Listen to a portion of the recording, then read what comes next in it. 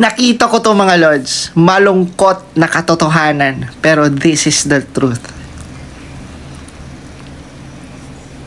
Si Tatay Digong restored the image of Marcos administration.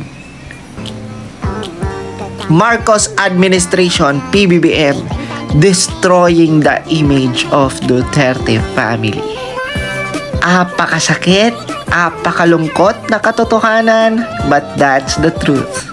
Kasi 'di ba, pansinin niyo nung campaign period pa ni Tatay Digong, no? And at the same time, nung tumungtong na as president si Tatay Digong, ano ang ginawa ni Tatay Digong? 'Di ba? Pinakita niya sa atin na tunay na bayani si Apo Lakay. 'Di ba? Kaya doon nag-start actually.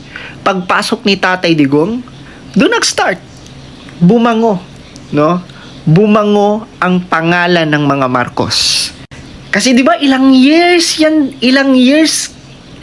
kinamumuhian ang mga Marcos, yung pangalan ng Marcos, 'di ba? Pero nung 'di ba, tumungtong si Tatay Digong as president. Ang ginawa ni Tatay Digong, 'di ba? Hindi niya kinalaban ang mga Marcos, bagkus. Bagkus, 'di ba? Parang binild up pa ito ni Tatay Digong. No, pinalibing sa libingan ng mga bayani si Apo Lakay.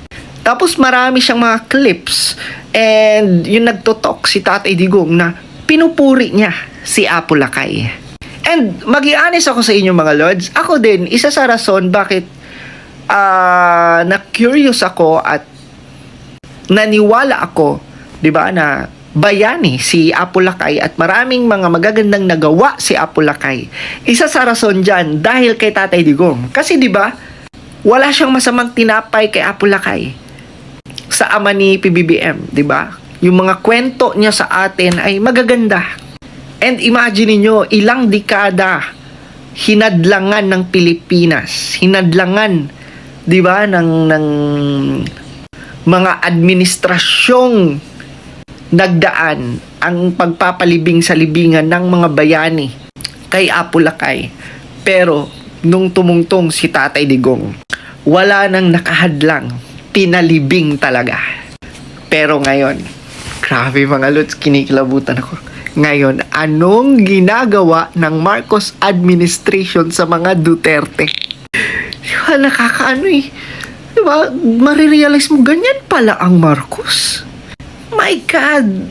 Ang mga Marcos, they are doing everything.